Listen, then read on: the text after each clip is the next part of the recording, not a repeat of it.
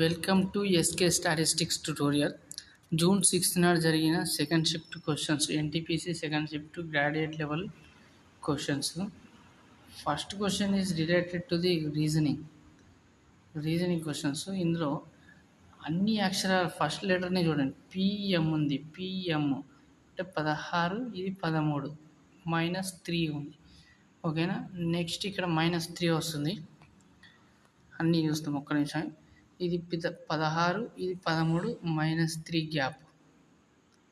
ఇక్కడ నెక్స్ట్ ఇక్కడ ఎన్ అంటే 14, ఐ అంటేనేమో ఐ అంటే 9, దీనికి -5 గ్యాప్. ఓకేనా. నెక్స్ట్ ఎఫ్ అంటే 6, ఏ అంటే 1, 6 - 5 అంటే 1. ఓకేనా.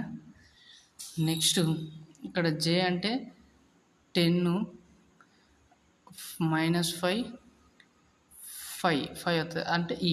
ఓకేనా. 10కి 5కి మధ్య గ్యాప్, అన్నిటి మధ్యలో 5 గ్యాప్ ఉంది. కానీ ఫస్ట్ ఆప్షన్లో మాత్రం -3 గ్యాప్ ఉంది కాబట్టి అదొకటి డిఫరెంట్గా ఉంది. Next second question.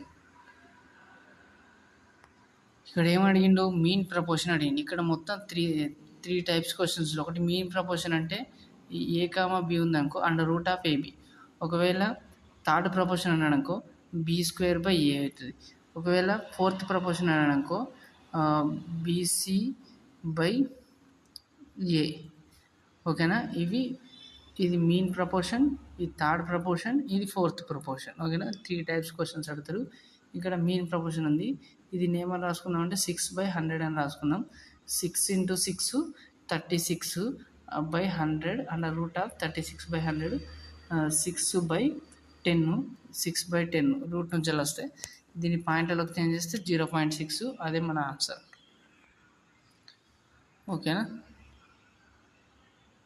Next question simplification question.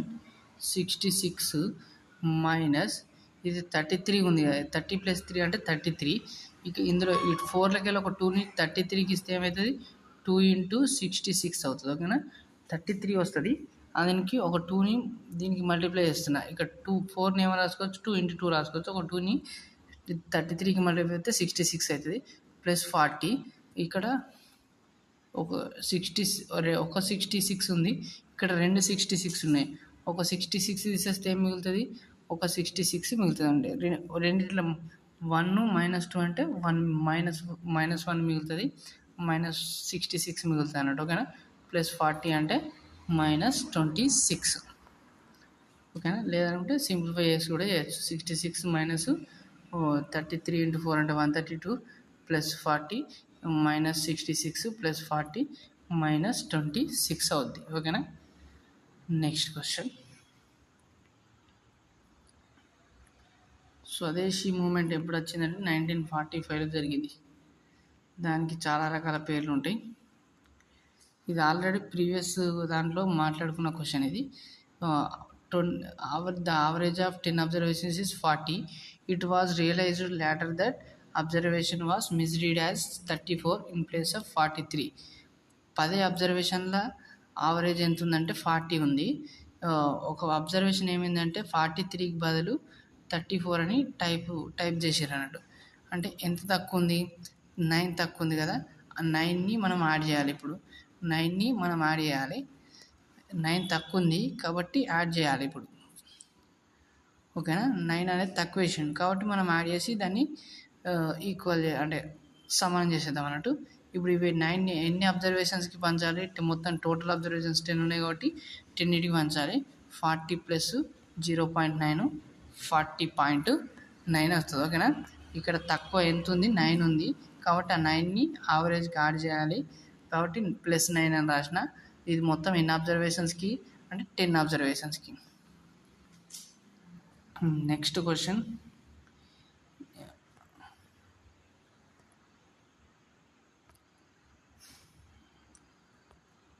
ఇక్కడ ఎల్కి ఎన్కి డిఫరెన్స్ LMN అంటే M వదిలేసారు.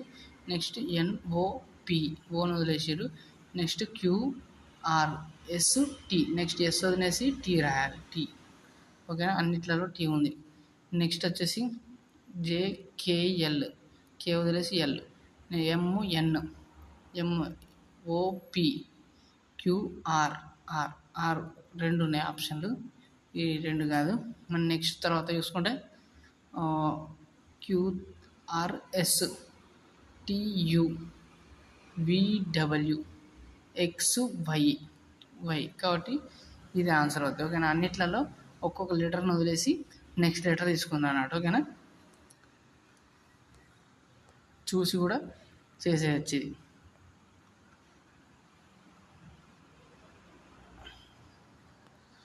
ఓకే. ఈ మొత్తం ఏబిసిడిఈఎఫ్ అనే 6 డిఫరెంట్ ఫ్లోర్స్ ఉన్నాయి. Lower most of the floor అంటే ఫస్ట్ ఫ్లోర్ ఏంటంటే 1గా, తర్వాత సెకండ్ ఫ్లోర్ ఇట్లా ఫస్ట్ ఇది 1, సెకండ్, తర్వాత third, next 4th, 5th, 6th. ఓకేనా. ఈ ఫ్లోర్గా తీసుకోమని అంటుండే అక్కడ. నెక్స్ట్ ఈ నుంచి స్టార్ట్ చేద్దాం. The product of the floors on D and F. D and F is live in 10. అంటే 10 దేని యొక్క ప్రొడక్ట్ అవుతుంది? ఇక్కడ ఇచ్చిన నెంబర్స్ ప్రకారం ఓన్లీ 5కి 2కి మాత్రమే ప్రొడక్ట్ అవుతుంది. కాబట్టి డిని ఎఫ్ని ఇక్కడ సెట్ చేయమంటుండు. 2 అంటే ఇండైరెక్ట్గా చెప్పినాడు. ఓకేనా. దేని యొక్క ప్రొడక్ట్ 5 యొక్క ప్రొడక్ట్ 5 × 2 చేసినప్పుడు మాత్రమే 10 అవుతుంది. కాబట్టి డి కామా ఎఫ్ని 5, 2ల వద్ద సెట్ చేయమని అంటుండు. ఏది 5 అని మనం క్లారిటీగా చెప్పలేము. ఇక్కడ డి పెట్టచ్చు, ఇక్కడ ఎఫ్ పెట్టచ్చు. లేదనుకుంటే ఇంకో పాసిబిలిటీ ఏంటంటే ఇక్కడ ఎఫ్ పెట్టచ్చు, ఇక్కడ డి పెట్టచ్చు. 2 పాసిబిలిటీస్ ఉంటాయి. Next C lives immediately above the E. E యొక్క ఇమీడియట్లీ అబోవ్లా సారీ సి అనేటోడు ఈ మీద ఉంటాడట. అంటే ఈకి మీద ఎవరు ఉండాలి? Compulsory C lives immediately above E. E యొక్క అబోవ్నే సి ఉండాలి. ఓకేనా. Next the sum of floors on which B and D is live on 11. ఇప్పుడు బికి డిని కలిపితే మనకి ఎంత రావాలంటే 11 రావాలంటే అది ఏ పాసిబిలిటీ అవుతుంది? ఓన్లీ 6 + 5 ఇక్కడ ఉన్న నెంబర్స్ ప్రకారం 6 + 5ని కలిపినప్పుడు మాత్రమే 11 వస్తుంది. అంటే దీని అర్థం ఏందన్నట్టు డి అనేది 5లోనే ఉండాలి. కాబట్టి డి అనేది 5లో ఉంటే ఇది క్యాన్సిల్ అయిపోతుంది. మనకి ఇది అనేది అవసరం లేదు. ఓకేనా. ఎందుకంటే మనకు డి అనేది 5th ఫ్లోర్లోనే ఉండాలి అని ఈ స్టేట్మెంట్తో అర్థమైపోయింది మనకి. ఇక్కడ ఇచ్చిన బి అండ్ డి అనే స్టేట్మెంట్తో మనకు డి అనేది పక్కా 5th ఫ్లోర్లోనే ఉండాలని ఇక్కడ ఉన్న స్టేట్మెంట్ ప్రకారం అర్థమైపోయింది. ఓకే. నెక్స్ట్ బి అనేటోడు ఎక్కడ ఉండాలి? 6th ఫ్లోర్లో ఉండాలి. అంటే ఇక్కడ ఏమొస్తుంది? బి, డి పైన బి వస్తుంది. ఓకే, అయిపోయింది. ఇప్పుడు నెక్స్ట్ రిమైనింగ్ చేద్దాం. How many people between A and ఈ. ఇప్పుడు ఇక్కడ సి అండ్ ఈ ఇచ్చింది కదా, అవి ఎక్కడ పాసిబిలిటీ ఉంది? ఇమీడియట్గా రావాలన్నాడు కాబట్టి సిని ఇక్కడ పెట్టచ్చు, ఈని ఇక్కడ పెట్టచ్చు. ఇక రిమైనింగ్ మిగిలింది ఇది ఏ ఒకటే. అంటే ఫస్ట్ ఫ్లోర్లో ఏ ఉంటాడు, సెకండ్ ఫ్లోర్లో ఎఫ్ ఉంటాడు, థర్డ్ ఫ్లోర్లో ఈ, 4th ఫ్లోర్లో సి, 5th ఫ్లోర్లో డి, 6th ఫ్లోర్లో బి ఉంటాడు. అక్కడ ఇచ్చిన ఇవి ఏవైతే స్టేట్మెంట్లు ఉన్నాయో వాటిని కేర్ఫుల్గా చదివి మనం డ్రా చేస్తే ఈజీగా వస్తుంది. ఇప్పుడు క్వశ్చన్ ఏం అడిగిందో చూద్దాం. How many peoples live between A and E. A and ఈకి మధ్యలో ఎంతమంది ఉన్నారు అన్నాడు. ఓన్లీ 1 పర్సన్ ఉన్నాడు, అది ఎఫ్ అనే పర్సన్ ఒక్కడు ఉన్నాడు. ఓకేనా. ఈ విధంగా చేయాలి ఇది. Next how many such numbers immediately preceded by number and also immediately followed by the number. అంటే 3 నెంబర్లు ఏడైతే ఉంటాయో అది మన ఆన్సర్ అన్నట్టు. ఇక్కడ ఇక్కడ వరకు చూసుకోండి. ఈడ ఒక దగ్గర 3 నెంబర్లు కలిసి ఉన్నాయి. నెక్స్ట్ మళ్ళీ ఇక్కడ ఒక దగ్గర 3 నెంబర్లు కలిసి ఉన్నాయి. అంటే ఓన్లీ 2 టైమ్స్ మాత్రమే 3 నెంబర్స్ లైన్గా వచ్చినాయి. అడిచిన క్వశ్చన్ అదే కాబట్టి నెంబర్ ఉండాలన్నాడు.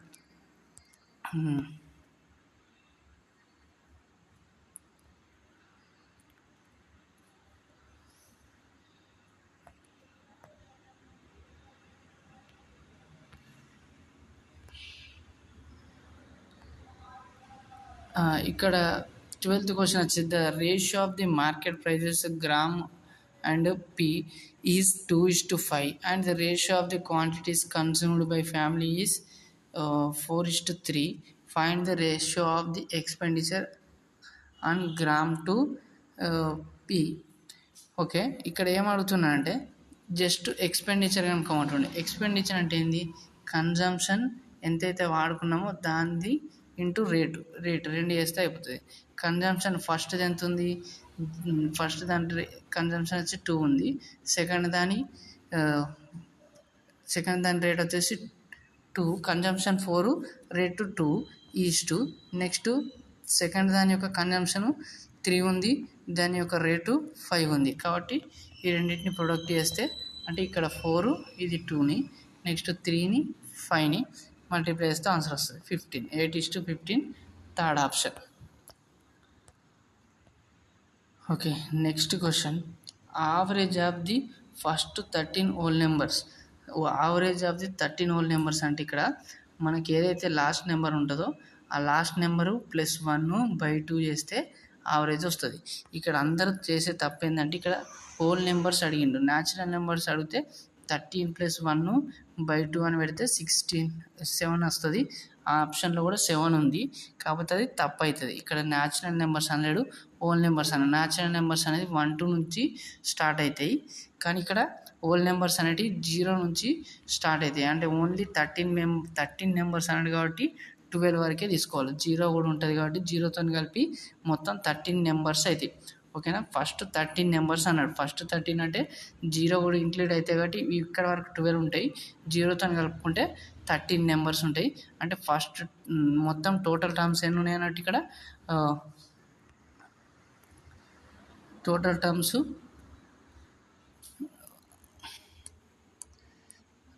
13 ఉన్నాయి. సారీ, టోటల్ టర్మ్స్ కాదు, last term. First term plus last term by 2 చేయాలి. ఇక్కడ first term plus last term by 2 చేస్తే 6 వస్తుంది. ఓకేనా, first term plus last term by 2 చేస్తే 6 వస్తుంది. అది చేయాల్సిన ప్రాసెస్.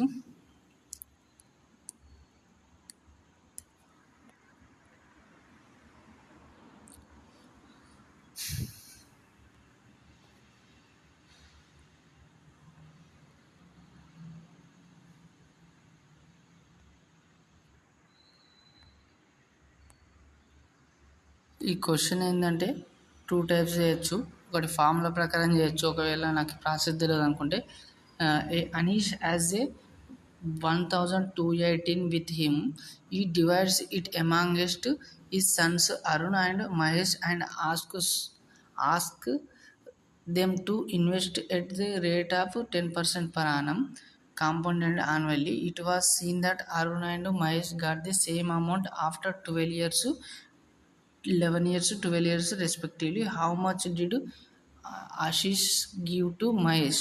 ఇక్కడ ఏమంటున్నాడంటే ఆశీష్ అనే వ్యక్తి తన కొడుకులు అయినటువంటి అరుణ్కి మహేష్కి ఈ 1218 రూపాయలని ఇచ్చిండు, డివైడ్ చేసి ఇచ్చిండు. అంటే మనిషికి 1218 కాదు, వాటిని 1218ని డివైడ్ చేసి ఇచ్చిండు. ఇస్తే అది వాళ్ళు ఏం చేయాలంటే 10% రేట్ ఆఫ్ ఇంట్రెస్ట్ చొప్పున ఇంట్రెస్ట్కి ఇవ్వమని అన్నాడు. కాంపౌండెడ్ యాన్యువల్ ఇంట్రెస్ట్గా ఇస్తే అప్పుడు 11 సంవత్సరాలకి 12 సంవత్సరాలకి ఇద్దరికి సేమ్ అమౌంట్ ఇంట్రెస్ట్గా వచ్చిందని చెప్తున్నాడు. ఓకేనా, అయితే మహేష్కి ఇచ్చింది ఎంత అని అడుగుతుండు. మహేష్కి ఎంత ఇచ్చిండు అని అడుగుతుండు. ఓకేనా, ఇటువంటి దానికి ఫస్ట్ రేట్ ఆఫ్ ఇంట్రెస్ట్ ఎంత ఉంది? 10% ఉంది కాబట్టి 1/10 అవుతుంది. అది ఫ్రాక్షన్లో అంటే 10/100 రాస్తాం. 10/100 రాస్తే 0 క్యాన్సిల్ అయితే 1/10 అవుతుంది. అంటే 10% వాల్యూ 1/10 ఉంది. ఓకేనా, ఇక్కడ ఎవరెవరు ఉన్నారు? అరుణ్ ఉన్నాడు, మహేష్ ఉన్నాడు.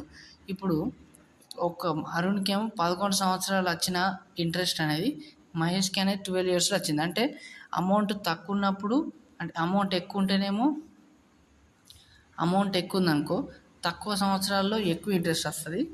అమౌంట్ తక్కువ ఉంటేనేమో ఎక్కువ సంవత్సరం పడుతుంది. అంటే ఇక్కడ మహేష్కి అనేది అమౌంట్ అనేది 12 ఇయర్స్లలో వచ్చింది. ఈయనకేమో 11 ఇయర్స్లో వచ్చింది. అంటే అర్థం అనీష్కి అంటే అరుణ్కి ఎక్కువ అమౌంట్ ఉంది, మహేష్కి తక్కువ అమౌంట్ ఉందని అర్థం చేసుకోవాలి. ఇక్కడ ఏం అర్థం చేసుకోవాలంటే ఇయర్స్ ఎక్కువ పట్టింది, మహేష్కి ఇయర్స్ ఎక్కువ పట్టింది అని అంటే ఆయన దగ్గర తక్కువ అమౌంట్ ఉంది కాబట్టి ఎక్కువ టైం పట్టింది ఈక్వల్ అవ్వడానికి. కాబట్టి ఇప్పుడు ఇక్కడ 10 కిందిది 10కి 1 యాడ్ చేస్తే 11 అవుతుంది. ఇప్పుడు ఇది 11 రూపీస్ అనుకోండి, ఇది 10 రూపీస్ అనుకోండి. ఇప్పుడు అరుణ్కి ఎక్కువ అమౌంట్ ఉండాలి, ఎందుకనంటే తక్కువ టైంలో ఎక్కువ సేమ్ ఇంట్రెస్ట్ వచ్చింది కదా. అంటే ఈయనకి ఏం చేద్దామంటే మనం 11 ఇద్దాం. అరుణ్కి 11 రూపీస్ అరుణ్ దగ్గర ఉంటే ₹1 తక్కువ చేస్తే 10 రూపీస్ అనేది మహేష్ దగ్గర ఉంది అనుకుందాం మనం. ఓకేనా? ఓకే. ఎందుకంటే ఇప్పుడు 11 ఇయర్స్కి 12 ఇయర్స్కి ఈక్వల్ అమౌంట్ వస్తుంది. ఇప్పుడు వీళ్ళిద్దరికి కలిపిచ్చింది ఎంత ఇచ్చిండు? 11 ప్లస్ 10 అంటే 21. ఈ 21% వాల్యూ ఎంత ఇచ్చిండు అన్నట్టు ₹1218 ఇచ్చిండు. అయితే మనకేం అడిగిండు? 10% వాల్యూ ఎంత అని అడిగిండు. ఓకేనా? 10% వాల్యూ ఎంత అని అడిగిండు. కాబట్టి ఈ 10% వాల్యూ ఎంత అని అంటే ఏమవుతుంది? ఇప్పుడు 12 క్రాస్ మల్టిప్లికేషన్ చేస్తే 12 ఇంటూ 10 12 18 ఇంటూ 10/21 అవుతుంది. 21తో క్యాన్సిల్ చేస్తే 21 5 105. 105 అంటే ఇంకా 105 అంటే 168 మిగులుతుంది. 168 అంటే 58 వస్తుంది. 58 ఇంటూ 10 580 వస్తుంది. ఓకేనా? ఇది ఒక ప్రాసెస్. ఇది అజూమ్ చేసుకొని చేసే ప్రాసెస్. ఓకేనా? ఈ 10 11 అరుణ్కి అయితే 10 అనేది మహేష్కి అవుతుంది. వీళ్ళిద్దరు మొత్తం 21% అవుతుంది. మనకు అడిగింది ఓన్లీ మహేష్ది అడిగింది కాబట్టి 10% వాల్యూ ఎంత అని మనం కనుక్కోవాలి. ఓకే. నెక్స్ట్ ఇంకో ప్రాసెస్ ఏంటంటే మనకి కాంపౌండింగ్ ఇంట్రెస్ట్కి ఫార్ములా 1+r/100 ఓకేనా? n1 అంటే ఇది అరుణ్ అనుకో. నెక్స్ట్ ఇప్పుడు ఇదే కదా ఫార్ములా. ఇందులో P1 అంటే తెలియదు, n1 అంటే తెలుసు, మనకు ఆర్ కూడా వాల్యూ తెలుసు. ఆర్ వాల్యూ ఎంత ఇచ్చిండు? 10% ఇచ్చిండు. అంటే ఇది ఎన్ని ఇయర్స్కి? 11 ఇయర్స్కి. అరుణ్ అది నీ ఇంట్రెస్ట్ అనేది దాని యొక్క అమౌంట్ అనేది సేమ్ అమౌంట్ అన్నాడు కదా. P2 1 ప్లస్ సేమ్ ఇంట్రెస్ట్ 10/100 12 ఇయర్స్లలో వచ్చింది ఇతనికి. ఓకేనా? ఇప్పుడు దీన్ని చేస్తే ఏమొస్తుంది? 110/100 11 ఈజ్ ఈక్వల్ టు P2 110/100 12 వస్తుంది. ఓకేనా? 12. ఇప్పుడు 11 వీళ్ళకెళ్ళి 12కెళ్ళి 11 తీసేయండి. 12కెళ్ళి 11 తీసేస్తే ఏం మిగులుతుంది? ఓన్లీ మనకి P1 is equal to P2 into 110/100 మిగులుతుంది. 12కెళ్ళి 11 తీసేస్తే ఓన్లీ 1 మిగులుతుంది. 0 క్యాన్సిల్ అయిపోతే ఈ క్యాన్సిల్ అయితే 11/10 మిగులుతుంది. దీన్ని P2ని లెఫ్ట్ సైడ్ పంపిస్తే P1 అంటే ప్రిన్సిపల్ P2 వాల్యూ అనేది 11 10 అవుతుంది. ఇది అరుణ్ యొక్క ప్రిన్సిపల్ వాల్యూ, ఇదేమో మహేష్ యొక్క ప్రిన్సిపల్ వాల్యూ. ఇంతకుముందు మనం 11 10 అనుకున్నాం కదా. ఇదంతా కట్ చేసినాక వచ్చిన వాల్యూ. ఓకేనా? మళ్ళీ సేమ్ ప్రాసెస్. 21% వాల్యూ 1218 అయితే 10% వాల్యూ ఎంత? 580 అవుతుంది. ఇట్లా చేసిన ఫార్ములా ప్రకారం చేసినా కూడా అదే ఆన్సర్ వస్తుంది. అజంప్షన్ వైజ్గా చేసినా కూడా సేమ్ అదే ఆన్సర్ అవుతుంది. ఓకేనా?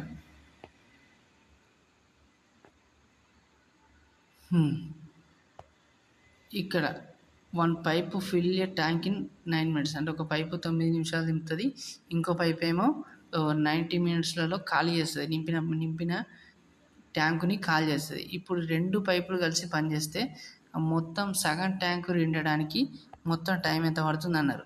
ఇక్కడ ఏదైనా కూడా మనము LCM మెథడ్లో వేస్తే ఈజీగా అయిపోతుంది. కొద్దిగా టైం తీసుకుంటుంది కానీ కాబట్టి ఈజీగా అయిపోతుంది. 9 minutesలో నింపుతుంది, ఇది 90 minutesలో కాల్ చేస్తుంది కాబట్టి మైనస్ అనుకుందాం. ఈ రెండింటి యొక్క LCM వచ్చేసి 90 minutes. 90 minutes అనేది LCM. ఇక్కడ 90/9 ఇక్కడ ఏదైతే LCM వచ్చిందో దాన్ని ఈ ఏతో డివైడ్ చేస్తే అంటే 90/9 అంటే 10 వస్తుంది. ఇది డైలీ ఎఫిషియెంట్ అన్నట్టు. ఓకేనా? ఏ యొక్క ఎఫిషియెంట్. నెక్స్ట్ అదేవిధంగా B యొక్క ఎఫిషియెంట్ అనుకుందాం.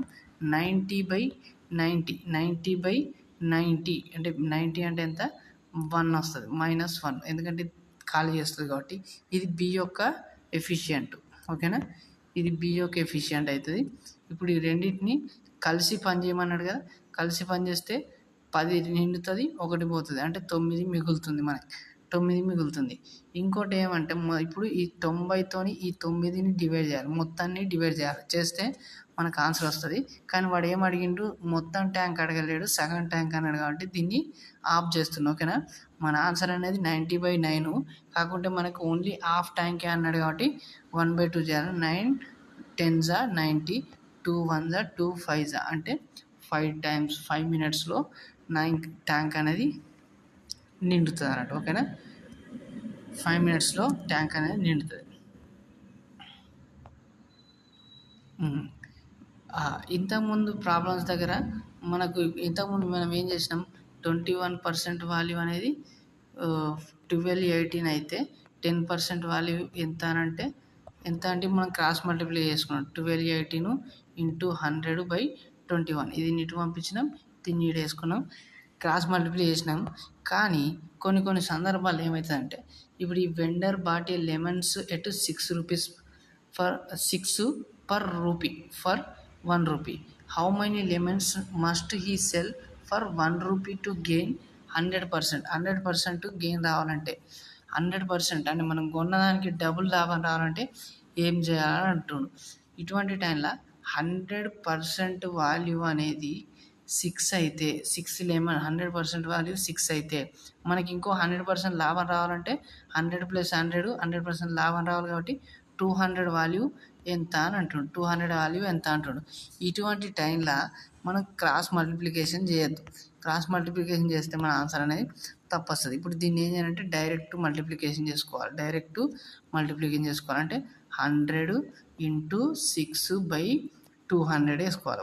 100 2s 2 3s అంటే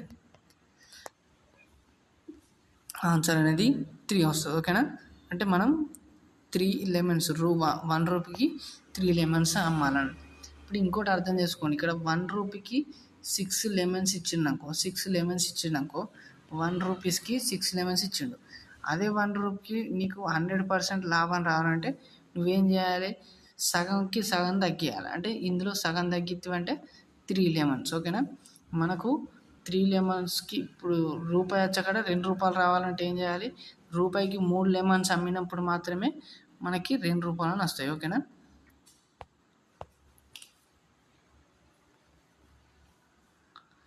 ఓకే, నెక్స్ట్ క్వశ్చన్.